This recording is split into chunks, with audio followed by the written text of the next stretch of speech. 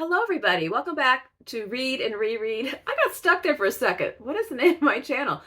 It's Read and Reread. I am Angelia, and today I am doing a sort of a tag that was originally created and was claimed to not be a tag, but it's kind of turned into a tag. And it's called, wait, what is it called? Your Best Shelf, a Top 10 List. Now this concept was created by Gavin at Genre Books. And then it traveled out into the world. I was tagged by Pat from Book Chat with Pat. And I know that several people have made this video in the past few weeks. And I haven't had a chance to watch but maybe just a couple of them because I was out of town. But it's a really fun idea. And it's sort of become tagicized. So I'm going to take a crack at it today. And the idea of this video is imagining some books that you covet, that you wish you could acquire, some kind of holy grail or dream items that construct an imaginary fabulous shelf. And there's a couple of rules here. Here are Gavin's rules. Money is no object. Oh, well, I'm glad that's a rule because that's why all these things aren't here right now, because money is an object. You must choose books you can actually read. That is, do not pick books in languages you would never be able to read. So I guess that would deter from somebody saying my top 10 are some favorite book in every translated language. And number 3, the books chosen must actually exist somewhere in the world. Don't pick lost books or manuscripts by authors.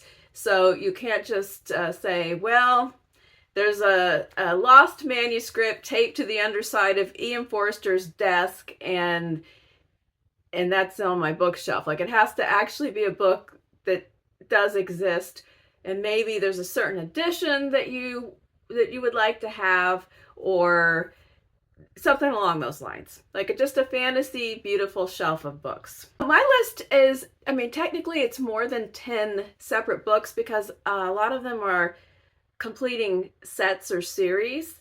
And also, if this actually was a shelf, this would not be a shelf because my books are alphabetized by author, so they wouldn't all be sitting together if they all were here. But since this is a fantasy, we're just gonna imagine them together in our minds. In my notes, I will include Gavin's video and Pat's video, but here's my top 10, or I don't even know if it's 10. I might have only gotten to 9. Well, I don't know what I did. Let's see what I came up with. The first category is J.D. Salinger. Now, in Pat's video, she did talk about wanting a first edition of Catcher in the Rye. And I'm just flat out copying that one because I want that too. So there better be 2 really beautiful, pristine first editions of Catcher in the Rye because we both want one. My history with physical copies of this book is, once upon a time, I had the paperback that looked a lot like these, and it was just about as old and yellowy, and it just disintegrated. And so several years ago, Stephen and Emma got me a nice hardcover of this for my birthday or Christmas, and so I have this nice copy now. But I still have held together with library tape copies of these 2 volumes.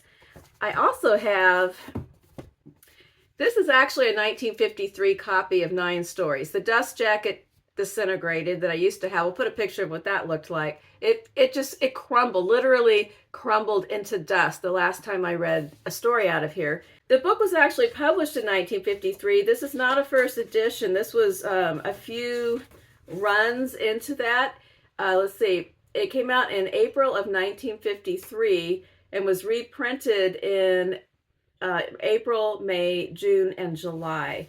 So that, I guess I have a July edition. So it's from its first year, but it's not the very first pressing.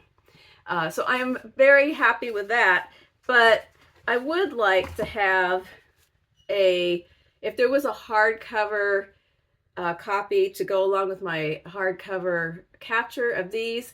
And I would not retire these. I would still keep them because they have a lot of memories. I had to retire the old Catcher because it just fell into crumbs. All right, so that's number 1. Notice that number 1 actually is kind of like 3 books. Number 2, I present to you The Great Gatsby. This is my high school copy of The Great Gatsby. It was also my daughter's great high school copy of The Great Gatsby. It too is held together by library repair tape, and every time you turn the pages, you hear things cracking and starting to slip. So I would love to have a nice hardcover edition of The Great Gatsby. I would still keep this one because it has a lot of sentimental value, but I've seen two really nice illustrated hardcovers. I think my favorite one is this one. I'm not familiar with this press, but I think it was called Beehive or Bumblebee or something. But it has, I'm just going to show kind of the cover, I think, but the inside also had all kinds of beautiful illustrations. Also, the folio edition is pretty lovely as well. So, I guess that's not impossible. I might attain one of those copies eventually, but that is on my list of things. A lot of this video is about upgraded copies. I'm just going to warn you now. So, I would like a beautiful illustrated hardcover version of The Great Gatsby. Number 3 is a completion project. I've been gradually putting together a set of Jane Austen. This is her Juvenilia. This is Sense and Sensibility.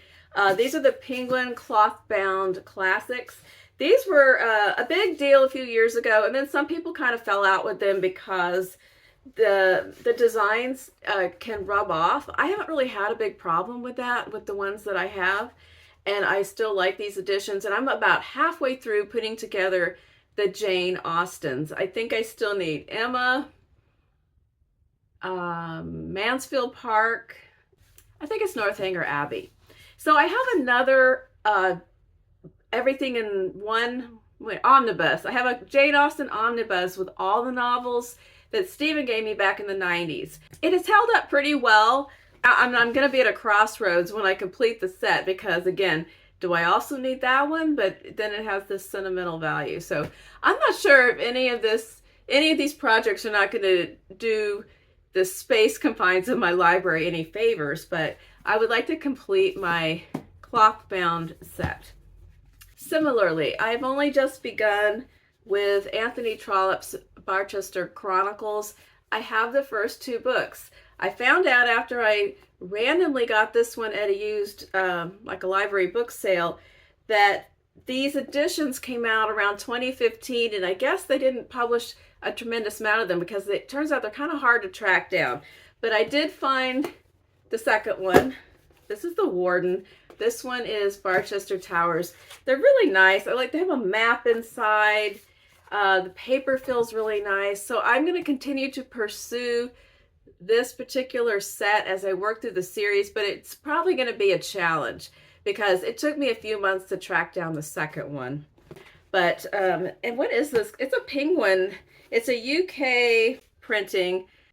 Penguin English Library. I don't know. I know it when I see it. Here's something really whoppy-jawed. Tales of the City. This is a 10-book series, and I have 9 of them, and I'm happy with my books. If this is it, if this is my set forever, it's okay. But the prompt asked for fantasy. So in my fantasy, the 10-book set would be uniform. It wouldn't be, what do we have here? Like 1, 2, 3, 4 different editions. This is a really frustrating situation because, first of all, I cannot find hardcovers of these first few ones at all, except in a big omnibus form, and I don't think I want that. I like separates. I do like the design, but then look, here's way up later in the series, we have this artist again in the hardcover, which makes me think this must exist somewhere in hardcover editions. Isn't that what's in libraries? And then somewhere along the way, it jumped over to this design, and it jumped without my knowledge because I ordered something from Thrift Books that had the other covers, but I got this instead. And then we have one outlier with a different artist altogether. I like it, but it doesn't fit into any of the rest of the set. There's another book I don't even have that came out this past year, and I can't even remember what it looks like or how it's going to fit in, but the project is just all over the place, and there's a zillion different editions of this book floating around. So my number one fantasy is to have the whole thing uniform with this style. And my number two fantasy is to have the whole thing in hardcover in any style, or I don't know. But I'm happy with what I have if none of this happens, so it's okay. But I have 1, 2, 3, 4, 5, 6, 7, 8. Oh, there's one in my cart I'm getting ready to read. I have 9 of the 10 books, so probably just going to get the 10 however it is, and that's just going to how it's going to be. Another book that I covet that is completely attainable, I just haven't done it, is this Edward Gorey illustrated edition of Dracula. I've never read Dracula. I've been meaning to read Dracula for a few years now. It keeps sort of coming up in my mind for October, and then somehow it doesn't make the cut. And I've looked at this book in the bookstore a couple of times and not bought it. And I just want it. That's all. I think I like the way it looks. It has cool illustrations. I like Gorey's artwork. So that's the edition of Dracula that I wish I had. I also wish I had this series called The Last Policeman by Ben Winters. It's a 3-book, it's a trilogy. And it is, I've mentioned it before on the channel, it's an apocalyptic or pre-apocalyptic kind of trilogy about the scientists have discovered that something's going to hit the Earth, an asteroid, something's going to hit the Earth. It's going to obliterate everything and everybody, and everybody knows this, and they have a year and a half before it happens. And it is about what people choose to do and human behavior and relationships and all these things that happen, knowing that that is going to occur. And we have a main character who's someone who had just become a detective in the police department when this news came down. And in the first book, he wants to do his job and he wants to solve a particular crime that was staged to look like a suicide, but he knows it's a murder. And he doesn't get a lot of support because everyone around him goes into this existential crisis, and they're all just sort of like, well, who cares? We're all going to die. Who cares who killed this guy? But he cares. Because he just achieved his dream of being a detective. So, and then it moves on from there. And I swear that I read these books, and Stephen really loved them too, and I swear they were library books. I don't remember them being paperbacks, but now when I look it up, it's just paperbacks, and it has these covers that I don't think are attractive. And that I know that those were not the covers when I read these books. I'll try to put a picture of a cover I don't like. And so I'm looking for these books in a more attractive format. I did find this that I like better, and I can't find it hardcover anywhere, so maybe it was only published as paperback, which is okay as long as they're not yellowy. But that's my problem. That's one of my problems about paperbacks. I don't mind paperbacks, but I don't like the ones that were published on paper that turns yellow really fast. So the book is only 3 years old, but it already looks like it's from the 80s. That really gets me. So anyway, I want these books again. The library doesn't have them. No library that I belong to has them. If Stephen hadn't read them too, I would have no backup on this whatsoever. But I do want those books. I want to read them again. Next, Tennessee Williams. I have deplorable copies of Tennessee Williams plays. I have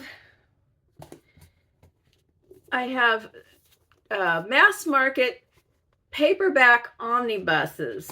These plays and these plays, they smell, they're dusty, they're musty. I got them in high school. And then the worst one of all is my copy of Streetcar Named Desire that I've complained about many a time. And then I know Glass Menagerie is in an anthology that I have, and that's fine. But all of these, my ugly, yellow, smelly collection of Tennessee Williams plays, I would love to upgrade these to any nice separate copies. I don't care what format they are in, as long as they are not smelly, old, dusty mass market ones. So Tennessee Williams in general, I want a redo. I don't know how many that's been, but my last one, this is a fantasy that cannot be achieved because there's only one copy of this book in the world and it belongs to someone else. But my fantasy is, well, let me just explain. So every year at the Booker Prize ceremony, when the shortlisted authors attend the ceremony, there's always a special edition of each book that is commissioned by, I don't know, well, the Booker Committee, I guess, commissions it, but some different artists make special copies, and they're a gift to the author. So in 2022, I was rooting for Percival Everett to win the Booker Prize for The Trees, and I watched a video about the ceremony, and I think it was from Eric Carl Anderson, who did like a vlog, and there was some footage of the authors looking at their special books, and The Trees was absolutely gorgeous. And I thought, oh my gosh, if they would just make a short run of that, I would love to have that book. Of course, it would probably be immensely expensive if such a thing existed. But that is one of my fantasy things, that edition of The Trees. But there's only one, and I wouldn't dream of wresting it away from Percival Everett. But it was really nice if he ever, got tired of it and just wanted to send it to me for a while, I would take good care of it. I think that's it. That is my fantasy shelf, which is mostly completions and upgrades of things I already have and a few missing pieces. I would love to hear either in the comments or in your own video what your fantasy shelf would look like. And I hope that everyone has a wonderful day and that some of your book fantasies eventually do come true. I'll talk to you later. Bye-bye.